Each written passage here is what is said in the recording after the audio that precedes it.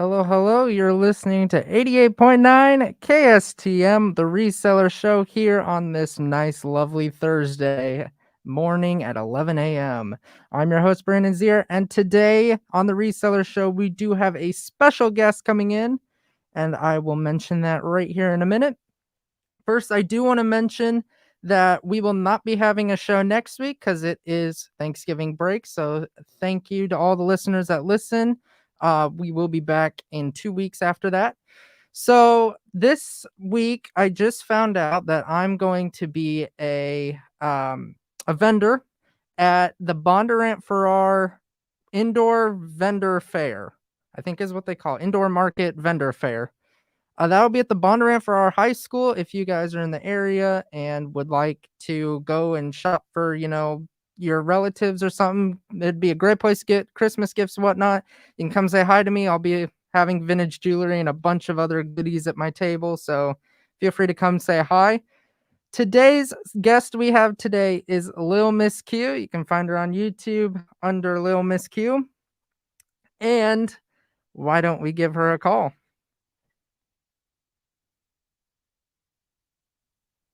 Give me 1 second here. Gotta find the phone number.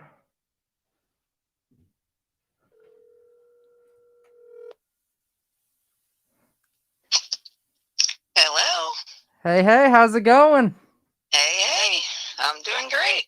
Well, that's good to hear. So, talk a little bit about yourself, what you do on YouTube, and why you got into reselling. I am Lil Miss Q. That's Lil Miss Q over on YouTube. And I've always kind of been a reseller, just part-time, kind of for fun. I'm in the music industry, have been for over 20 years. COVID happened, killed the industry, the music industry, that is. So I kind of flip-flop. Now I do the music thing on the side, and I went full-time with my reselling. So, well, that's pretty cool. I'm a music person as well. I'm in the band and choir. I've done that since high school. Were you in a band, and what instrument did you play? I was growing up. I played drums.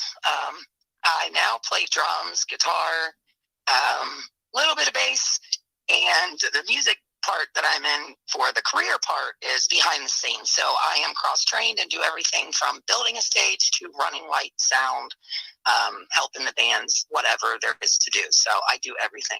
Well, that's pretty cool.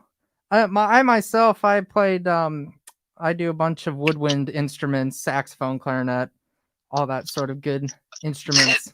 It's kind of funny. That's kind of why I started playing drums. My sister was a flute player, which is the quietest instrument. And so I had to be a drummer so I could drown her out and be the loudest. So I kind of started playing drums just to be a mean little sister.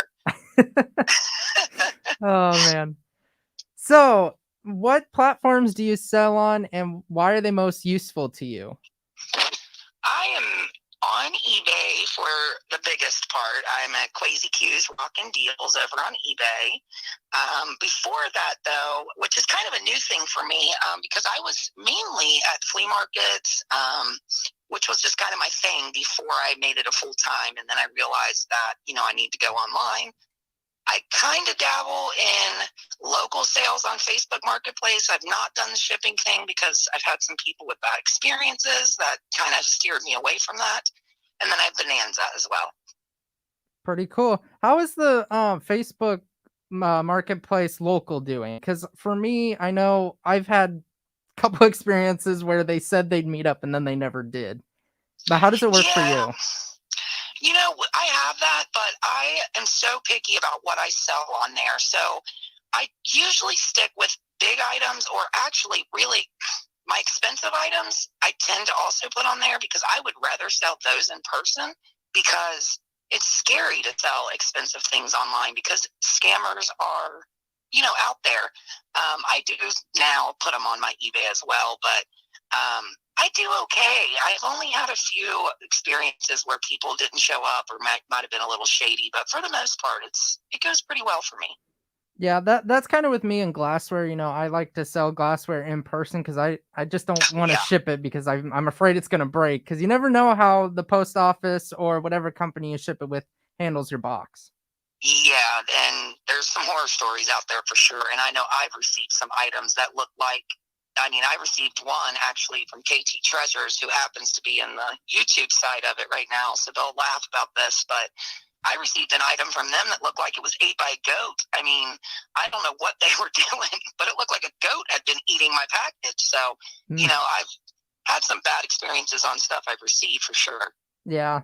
And speaking of YouTube, before I totally just forgot to mention this, you can also go to my YouTube page under Heartland Picker and type in the comment section, say hello. You can also ask a question to either me or my guest, Lil Miss Q, today. So just to let you guys know that for all the listeners out there. What is your niche that you go for when you go to a antique store or a thrift store? What is like the one category you shop for? My love, and the thing that I love more than anything, definitely antique toys, or not antique, sorry, vintage toys. Let me use the right word there. Vintage toys is my love, but since I went full time now, of course, I am, you know, expanding and will pick up anything that I can make a profit on. So now my store is very diverse. I've just gotten into pens though, and I'm telling you, I'm loving vintage pens, like police pens, military pens, but still vintage toys is my love for sure. Yeah. My favorite vintage toy is probably got to be Fisher Price sets. I love all the Fisher Price stuff. The older stuff, not the newer baby stuff, but mine are action figures. I love, I'm in cars and action figures. Anyone who sees me on the YouTube auctions know I have a weakness for cars and a weakness for action figures for sure. So we actually have KT Treasures in the chat. She wants to know, can you talk more about the Bonanza thing you use? I've heard about it, but not quite sure how it works. Absolutely, because it's the easiest way to cross list, because you have to do nothing to cross list. You sign up for Bonanza, and you link your eBay store. Everything you list on eBay will automatically go to Bonanza. Now, I'm not going to say that it is a huge selling platform, because believe me, it's not. You don't get a ton of sales, but even if you get one sale, you did nothing for that sale, because you don't have to actually list it there. It automatically goes over to Bonanza if you link your eBay store. So it's just, I don't know, it's just an easy way to kind of put it out there to more people, even if it's not one of the biggest platforms. That's pretty cool. Jessica, this is kind of funny. Jessica asks, how did you guys meet? But don't give out too much info. Yeah, so it's actually really funny. So I had to get my son a new SIM card for his autistic tablet, and the person who had ordered it was my ex, and he lived in Jessica's house that she lives in now. So instead of calling to have it shipped again, I took a chance, and because it said it was delivered, and I drove to his old house, and I knocked on the door. She wasn't there. I waited around. We met, and I mentioned having to get back because I had a live auction to do. And she said, "Oh, I'm a YouTuber too. I'm brand new." And I said, "Well, you should come over to our group." And then we kind of lost track, and I commented on one of her videos one day just recently and said, "Hey, you should still come over. We'll help you grow. Come on over to our circle." And now she's in our circle, and that's how we met. It's just a small world. Yeah, that is a crazy story. It is a small world. What made you become a YouTuber? She asked me, but I'll ask that question to you, and then I'll answer my question. I don't want to go into it too much on what, I will a little bit. So I had a health crisis, and it kind of woke me up, and I just wasn't since the music industry had shut down, I really wasn't enjoying life as much. And facing death kind of, gets you back in the mood to, you're going to either wallow in it and become negative, or you can go, life is throwing this at me. I'm a survivor. Let me go out there and see what I can do in life. So really, I started it because my granddaughter had been asking. She wanted to be a YouTuber. Anyone who's watched my channel knows Little Miss Pam Pam. She is a cutie. She steals the show. She does. So she had been begging me to start. And I thought, you know what a great way to make memories with my granddaughter. And that's why I started it originally, and it's just kind of grown since then.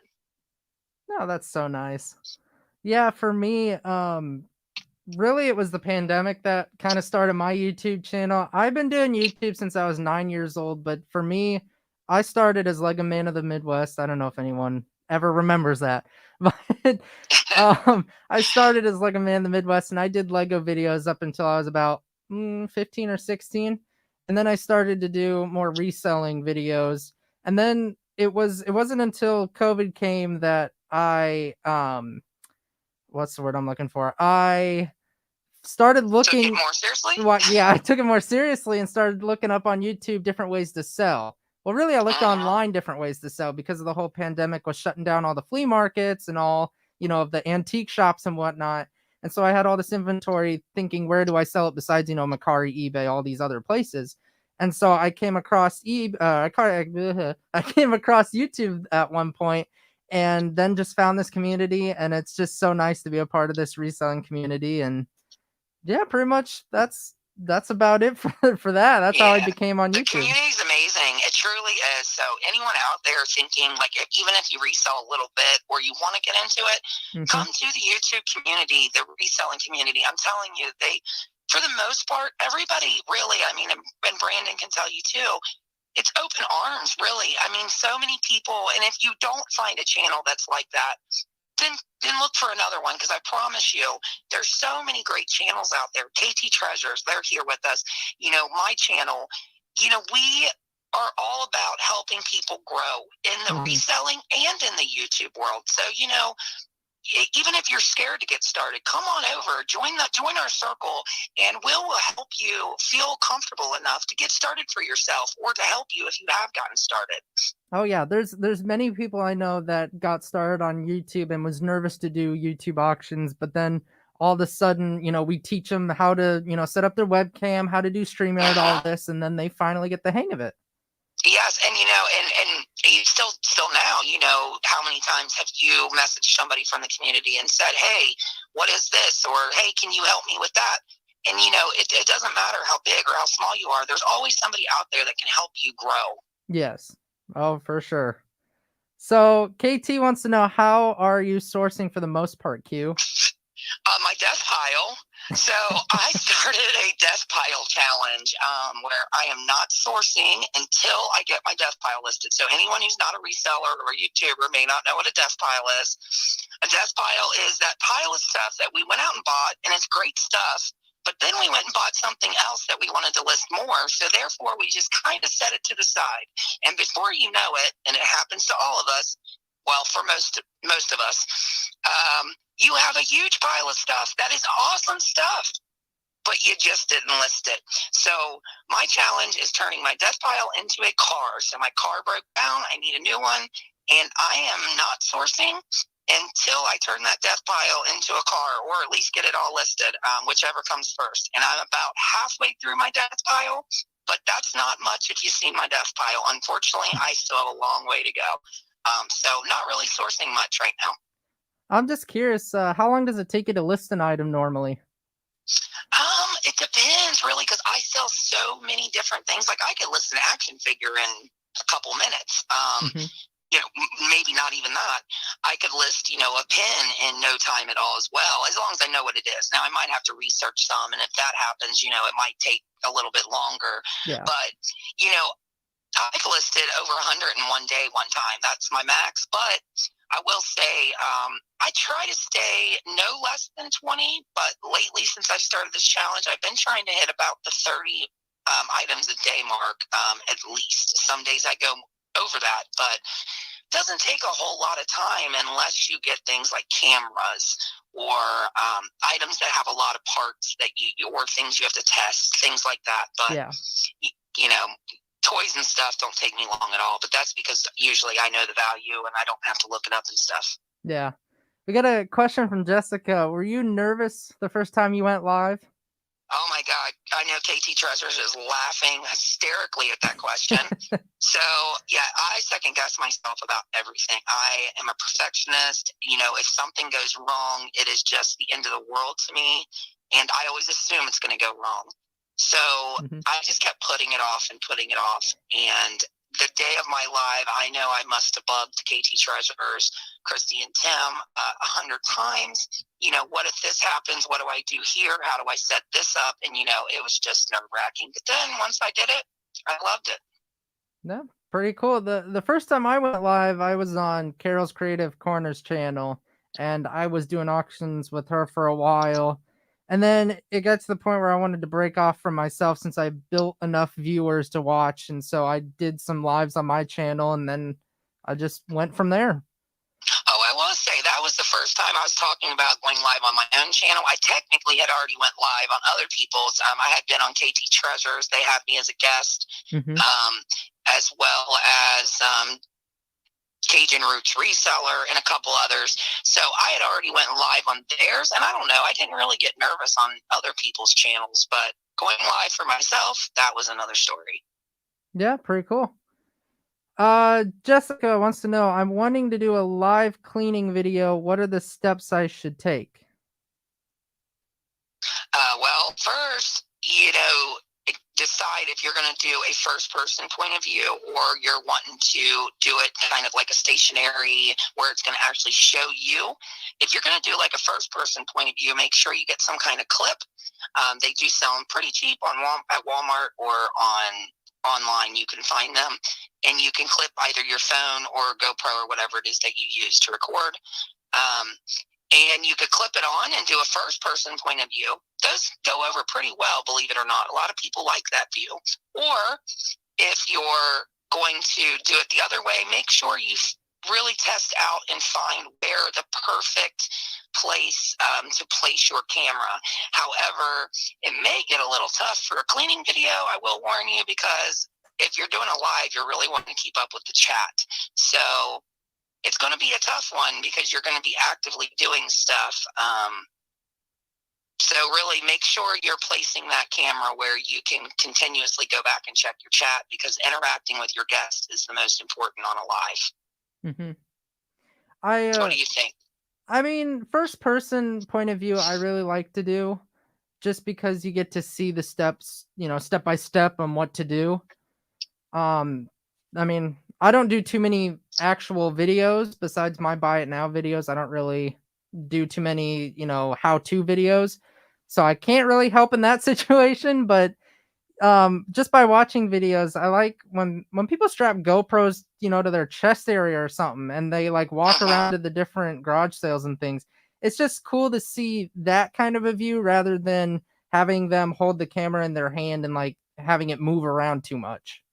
Exactly. And I will say, Jessica, you'll want two different screens. So you'll just have to, share your link with yourself, and you'll want one screen on the camera that you're using if you're going to do that first person, or if you're doing a stationary, and then also have like a laptop or a tablet or something somewhere else where you can follow along with the chat. So just kind of, you don't have to put yourself in there twice. You can just stay in the back room with your second screen, but, have a second screen so that you can follow along with the chat.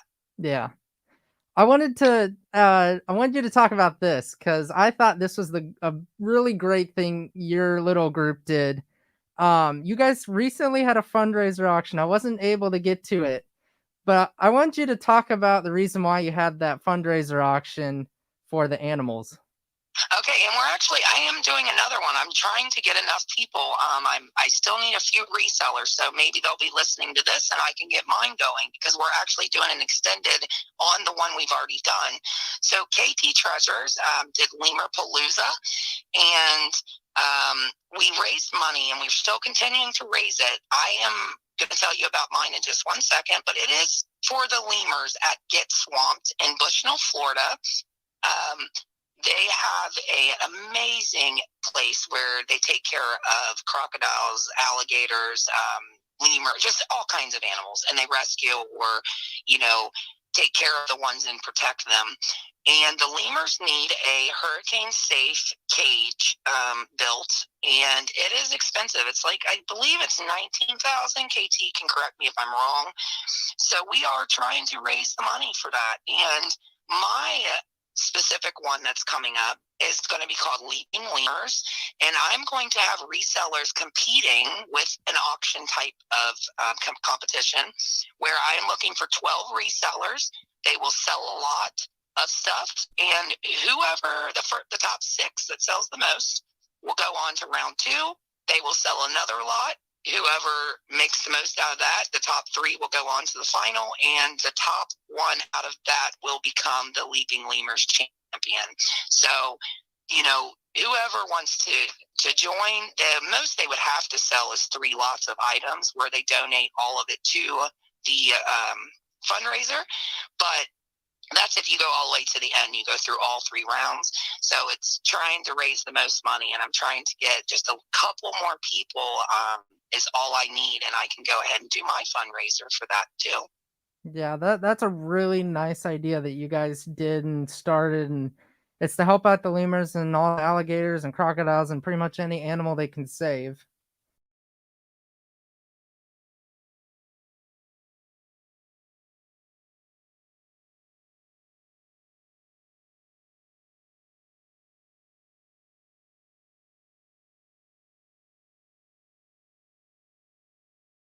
And he wasn't able to be able to go out to the schools and things like he used to do, and so therefore, it's gotten harder for him to raise the money that he needs, but he keeps it going anyway. Yeah.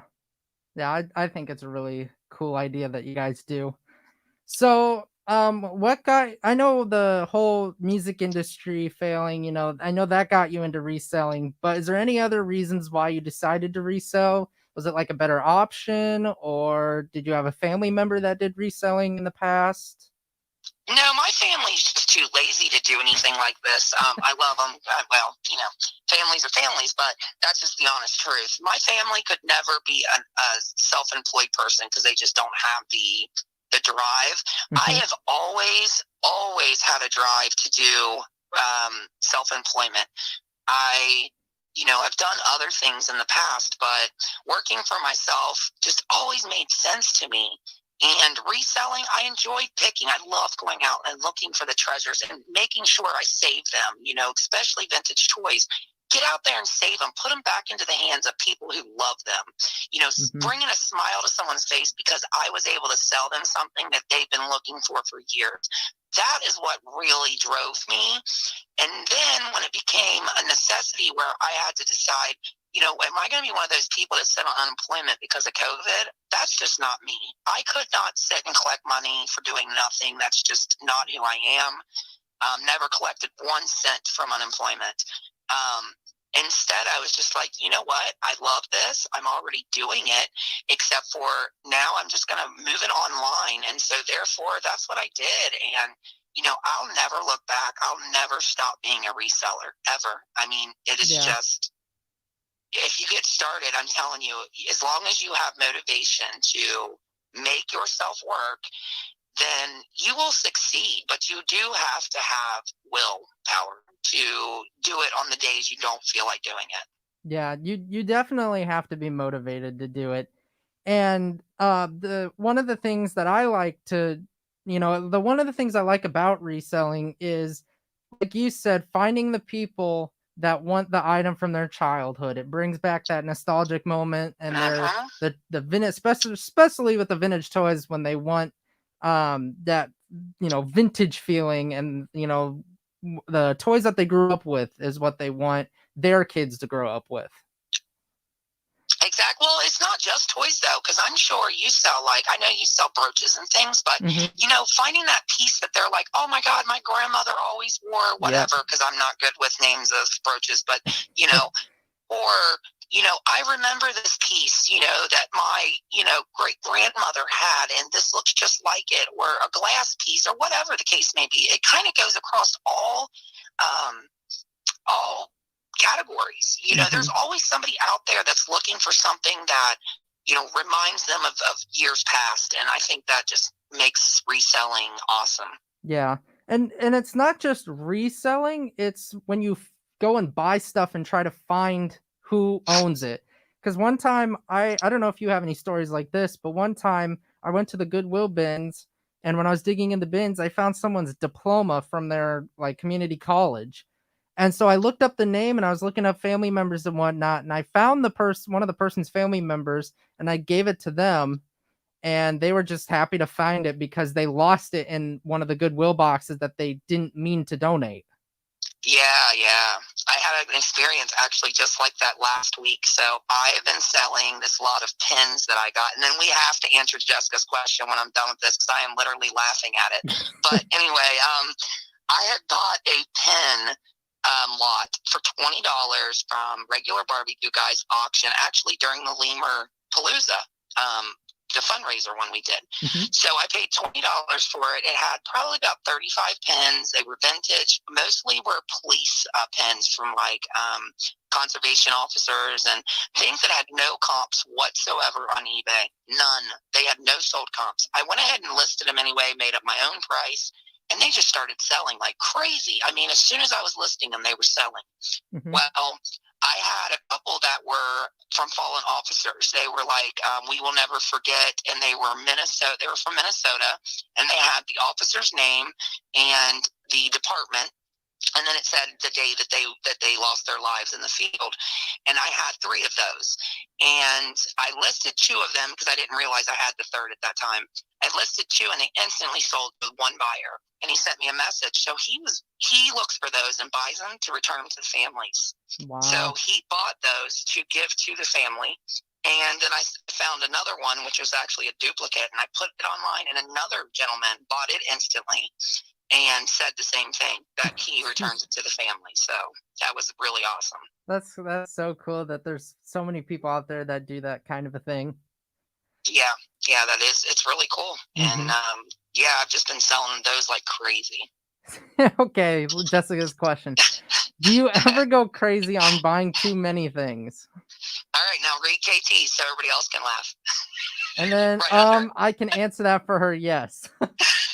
She's saying that because I'm like a top buyer from KT Treasure. I would say, no lie, 65% of my inventory, no, maybe not. 50% of my inventory, my death pile is from KT Treasures. I have bought so much. They get such amazing things. Like, I can't help it. Mm-hmm. So my death pile became out of control when I started when KT Treasure started having live auctions. That's when my death pile went from being manageable to being ridiculous. So, I mean, I make good money. It's great. But I'm telling you what, I do absolutely, if I see a deal that is just, I know it's money, it's really hard to pass up. So this challenge has been killing me because it's really hard to watch the auctions and not want to bid on them. Mm-hmm. Because I know how much money I could make on the items, but I have been doing really good not doing it. Yeah, and I especially buy large boxes of jewelry online, and sometimes I can't help looking at it. And just recently, I think last week, I bought about 180 pounds of jewelry.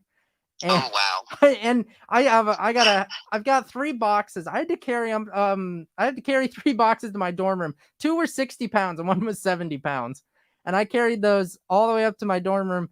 And now I've got 3 huge boxes of jewelry to go through and hopefully find some gold and silver and all that fun stuff.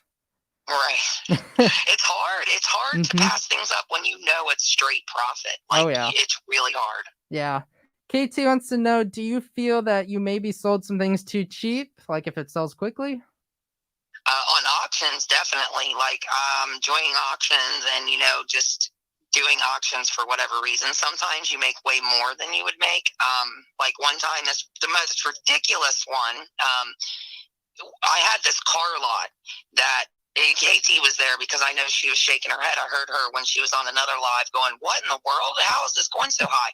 I was thinking the same thing. So I sold a car lot that just went for a ridiculous amount of money. I still don't know. I went back and rechecked them all to make sure I didn't miss like a gem, thinking, well, is there something in there that was just worth a ton and I didn't realize it? Mm-hmm. But anyway, other times, I may sell a big lot of toys and, I know that they're getting way more than what I could have gotten on eBay. But, sometimes it's just about getting the audience in there and getting them excited and get a good deal. Yeah. But as far as eBay goes, I don't know, like some things I don't know enough about, so I may sell them too cheap. Like if I can't get if the research is not really getting me what I need, and I may just go, you know what, I have no idea. So I just kind of pick a price and go with it. And it sells really quick. And I'm like, oh yeah, when something sells the second you post it, chances are you probably listed it too cheap. Now with these pens, like I said, there was no sold comps, but I think they sold quick because people have notifications on through like police pins or whatever, and they must get notified like, hey, there was a listing for, fallen officer, or listing for pins, because I can't see somebody like actively searching for that type of item as soon as I list it, So yeah, I would say when something sells quickly, you probably sold it too cheap. Yeah. Yeah, well, with the YouTube thing, I think about 80 or 90% of the people on YouTube are resellers. So they're looking for bigger lots and they're looking for cheap. And so that's what I like to do, especially when I'm on a YouTube auction, is I like to make a big lot and sell it, or at least start it cheap.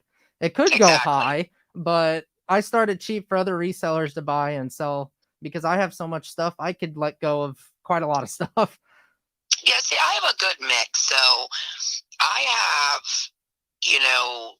I would say I'm about half and half, I would think. KT could probably give me more of an answer too, because we have about the same following as far as resellers and, just people who like to buy at auctions. Like, we have quite a bit of people in our group that are not resellers, which is shocking.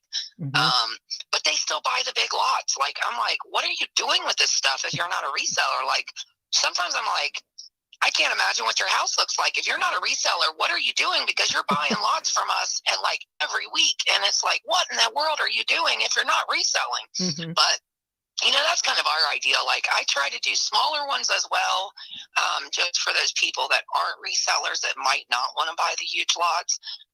But like you said, you try to give the resellers, because if I can at least double my money or even make my money back sometimes, I don't mind giving resellers the deals. I get deals from other resellers, and I try to do the same as well. Yeah. If you think about it, it's almost like this whole process where you're just selling from one person to one person to one person. Then they're going to keep that item and then they sell it to another person. And the whole cycle just goes. And it's like you never throw anything away. You just keep reselling to other people. Yep. Well, and eventually, I figure with the big lots, they probably do what we do. So they probably, pick out the few items out of that lot that's going to sell on eBay. And then they take all their extras and they put it in a death pile. And then if they do auctions, they make lots out of the stuff that they don't want to list per se. Maybe it's not their genre, or maybe, it's not their margins. So they'll then sell a big lot of stuff that they don't want to list on eBay to another reseller who will do the exact same thing, pick out what they want. And then it just kind of goes through the community until eventually, someone sells it all or keeps it, whatever they do with it. But yes, I agree. It's a great community to be in, though. I mean, I've gotten some great deals. I mean, KT Treasures, they have a live auction every Monday, and I'm telling you, I mean, just phenomenal deals, phenomenal. Yeah. Like, well, with me, and when I go to live in-person auctions, what I do, if I buy a box lot, I'll take the items out that I know will sell, whether online or in the antique booth or whatnot. And then the rest of the box, I just donate because, I'm already going to make my profit on this. I don't really need this other stuff. And I don't know who will buy this other stuff. Right. Yeah. Well, because you have to have the audience and see. We have an audience that buys a variety of things. Your audience is a lot of jewelry people. Oh yeah. So, it wouldn't be wise for you to go out and buy a bulk lot. And then, who are you? I mean, to have an auction, unless you jumped on like Johnny's channel or something. And, but, you may have a bulk lot and be like, oh, there's a bunch of jewelry in it. But then there's, 20 items that have nothing to do with, your audience. You're not really going to probably be able to sell it on yours. That's one thing I like about my little circle is, we all are those people that sell everything. Our genre is, everything and anything that makes a profit. So we do pretty well reselling pretty much anything. Yeah. And I'm very curious on this one. What's the most crazy thing you bought that you resold for the most ridiculous price? Oh my gosh, that's a tough one. God, I've sold some weird stuff.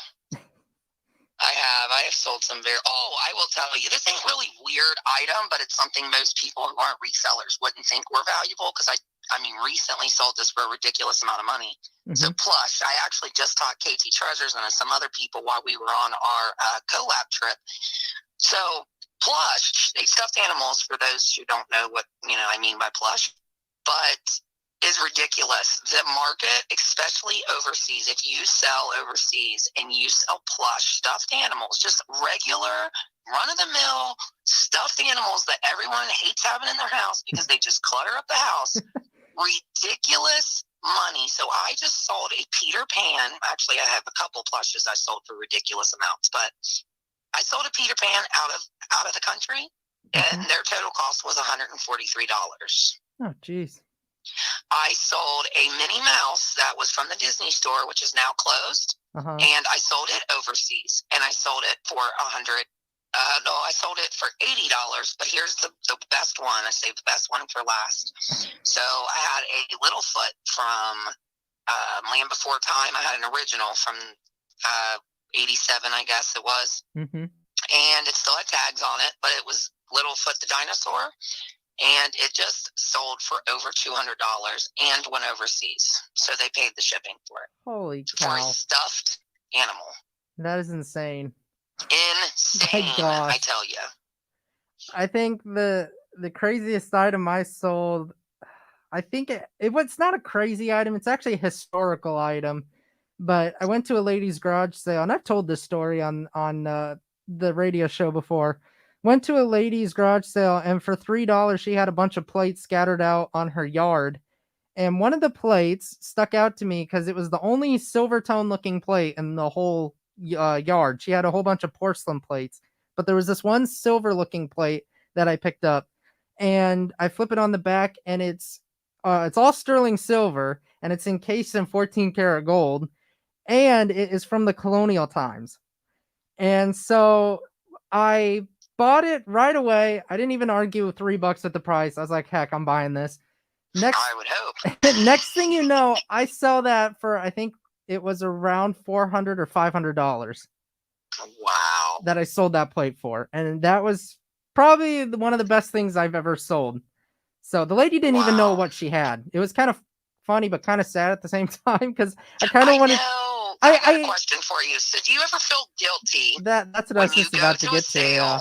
And you know what something is, but you know they don't. Do you ever feel guilty buying that, or are you just like score and like walk away? Like, I don't know. To me, it depends. It's a tough question to answer, because the way I think of it, to me, if it's an older person that might not know that, like, they just want to get rid of stuff because they're probably moving into a retirement home, or they just need to downsize like big stuff and they don't know what they have, I will help them and I will maybe offer them a little more. But if it's someone who undermarked one thing and then on all the rest of the other things at their garage sale, they printed out eBay sheets of what it sold for on eBay.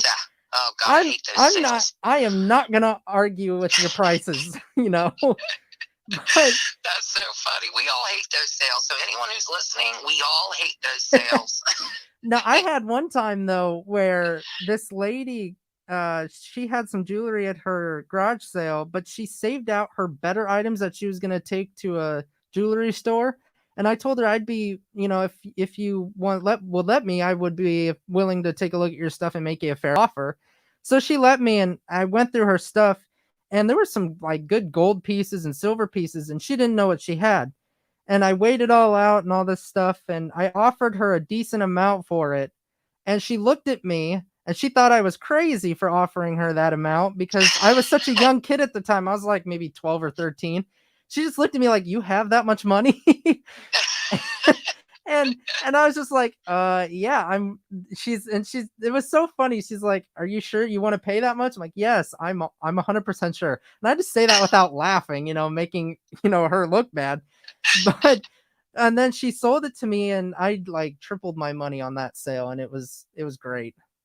Yeah. See, things like I don't mind paying, like, I will say, like, I don't feel guilty all the time. This is when I feel guilty, is when, like, it's an old person and they're, like, talking about how they don't want to sell their stuff, but they have to because they're trying to make money because they need to downsize and move, and they need to make as much money as they can. And then I'm looking around and I'm going, oh, my God, I'm going to make, like, $200 on that, and they've got $5 on it, But if it's especially if it's those people that print out prices. If I see stuff at their sale and I get it, I'm like, haha, you missed one. But, I just find it funny because, those people, they want eBay prices without doing the work, and they don't realize eBay is not, I don't want to turn anybody away because it's not like, oh my God, this is excruciating work.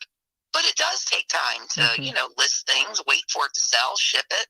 And I can't stand people that think they're going to get eBay prices for just setting it up in their driveway. Yeah. So I don't feel guilty either, and definitely not at thrift stores. I love getting over on thrift stores, but I do feel bad when it's an old person. I feel so guilty, and a lot of times I will say, "Here, there's a little bit more," and usually they'll argue and go, "No, honey, that's okay," and then it becomes awkward. No, well, yeah, another place I feel bad sometimes when they undermark things is church sales. Church sales, I knew you were going to say that. I know, yeah. No, it's definitely church sales for me though, because most of the ones I go to, it's free will, and I'm like, okay, I don't want to undercharge you. I don't want to undercharge you, but if I say a price and you say, oh, that's too low, it's like, well, you're asking free will, so I mean, right. I'm offering you a fair price, but. I have a good one. So I went to the 127 sale. Anybody who doesn't know what that is, it's the longest yard sale in the world, and it's held every year on Route 127. It runs through 5 states from Michigan down through Georgia, I believe is the end of it. But my very first stop this year, on day one, I went to this church sale, and it was in the South. I went actually down pretty to the southern part of Kentucky, I'd say, to get started. And I walked in and they said, just, everything that you get, it's whatever you want to pay. And I was like, okay, cool. And this sale was I could have went to just that sale, and it was a cash cow. I mean, it was insane, the stuff they had there. And so, I got a lot of stuff. I filled my entire vehicle with stuff from just the sale. I had to go all the way to where I was, storing my stuff, and I had to make more than one trip home because of the sale. So, but as I'm shopping, I spent a long time there, and as I'm shopping, I'm hearing people, I'm seeing them walk up there with bags or boxes of stuff, giving them $5, and I'm going, how can you live with? They were raising money for a mission trip, and I'm going, how can you live with yourself? You, especially resellers, I'm going, you're going to make a ton on that stuff, and you're going to give them $5. Now, I paid over $150, and they literally told me no. And I said, oh no, this is, if you want more, I'll give you more, but I'm not giving you less. And they were like, oh, it's whatever you want to pay. You don't have to pay that. I paid them $150, and I still felt guilty because I was like, if I didn't have like a whole 4 days of shopping to do with all those sales, I would have probably paid more had it just been like a one-off sale or something. Yeah. But it's crazy how many people go into those sales and rip them off. Like, I know it's whatever you want to pay, but if you're getting $1,000 worth of stuff, you're going to give them $5, really. I know. That's a bad sad. person. I'm sorry. That, to me, that shows what kind of person you are. Yeah. But at my hometown, they do a thing called Kid Shopping Day at one of the churches.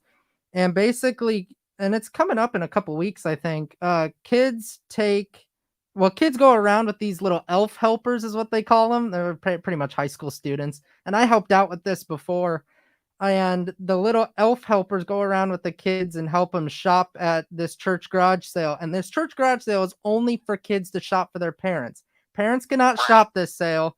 Resellers can't shop this sale. Nobody can shop besides the kids. So, me being the little kid I was when I was shopping at that sale, You were a reseller. I was a reseller, but I was obviously I was looking, for my parents to, get them gifts.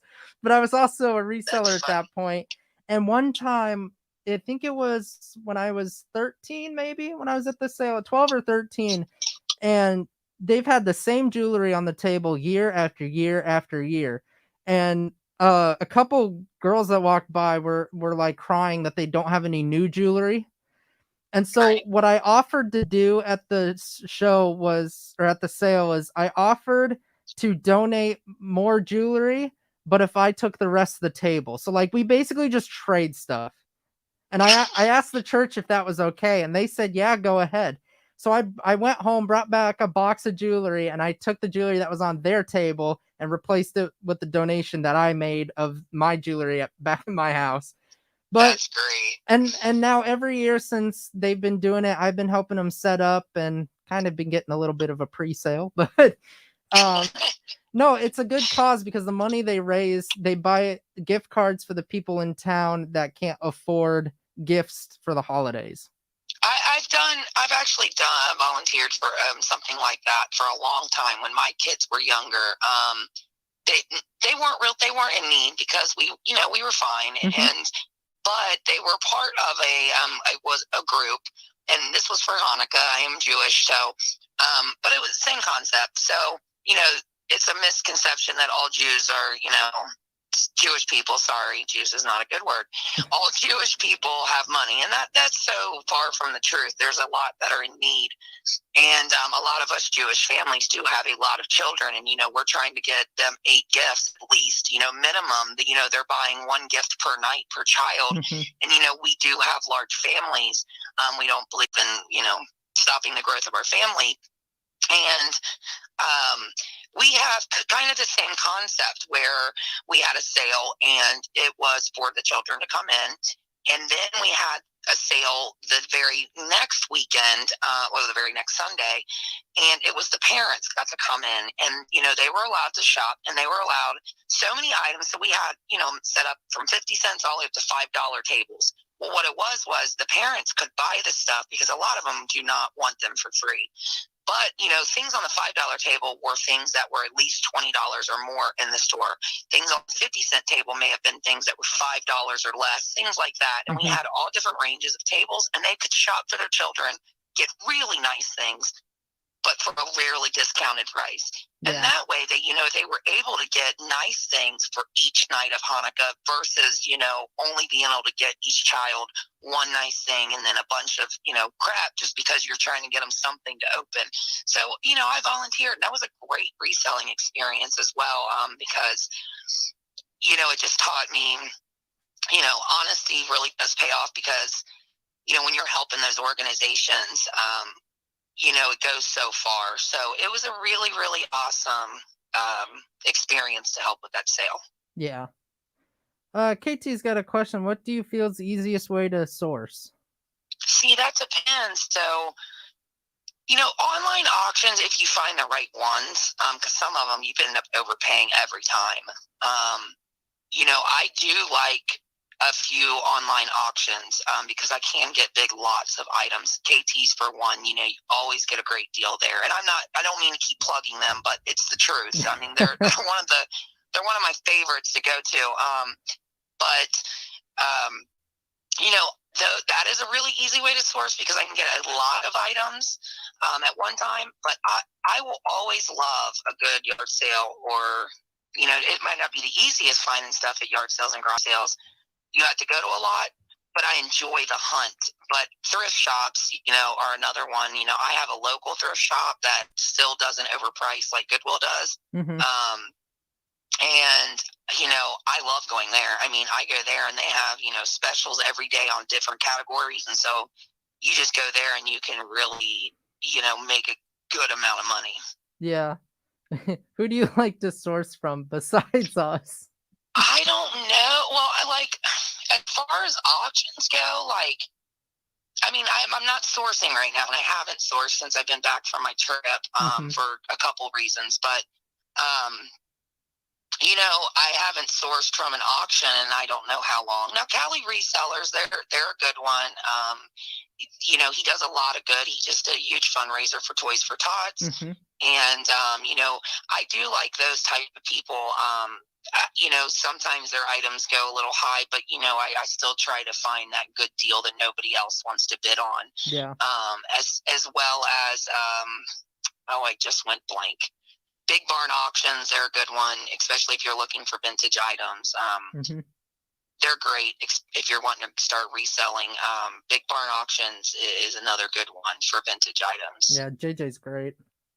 Yeah, I mean, some of their stuff just goes for ridiculous cheap amounts. That for big lots of, now some of it goes expensive, but Mhm. you can get big amounts of vintage stuff. Now I haven't bought from him in a long time, but I do watch him every once in a while just to see what they have. Yeah.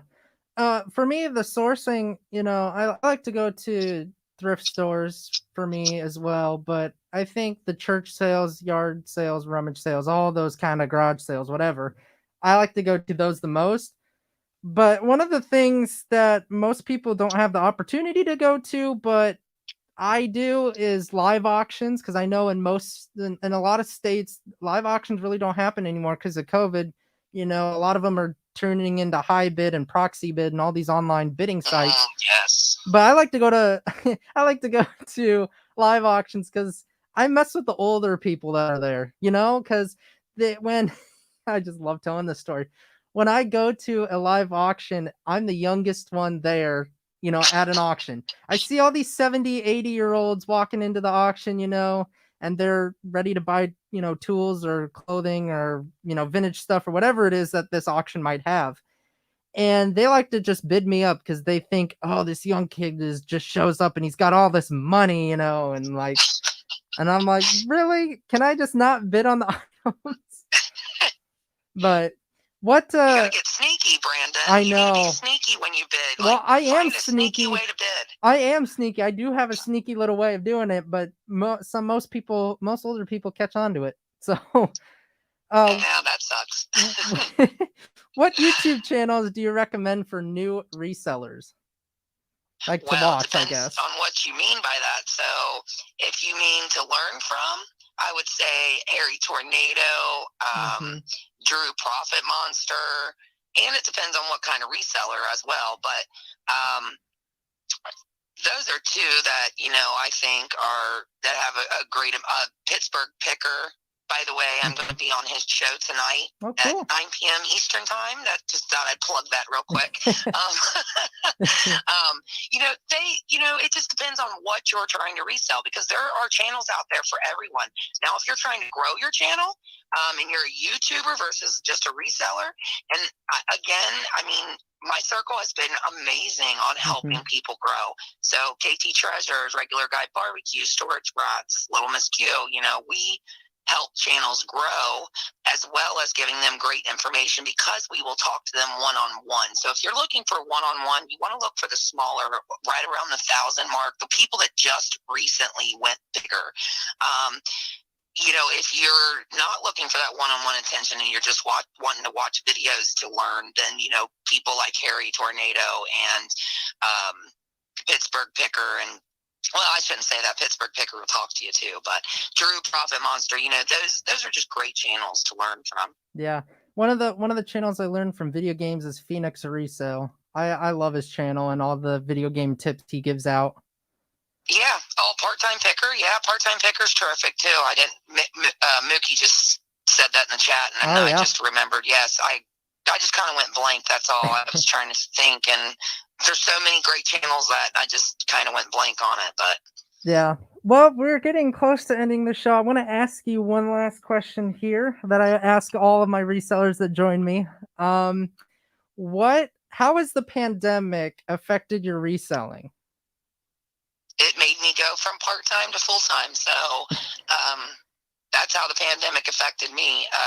And to continue to affect me, I would say sales are better than they would have been. So the pandemic was awful for brick and mortars, but has been amazing for online sellers, because still everyone now has gotten into buying everything online, because they got used to the world being shut down. Like, everyone complained at first, but once they got into the habit of, buying online or, sourcing online or doing whatever, once everybody got used to that, it's become the normal. And everybody was like, oh, that won't last. Everyone will be so happy to get back in the stores. But for the most part, I would say sales are better than ever because of the pandemic.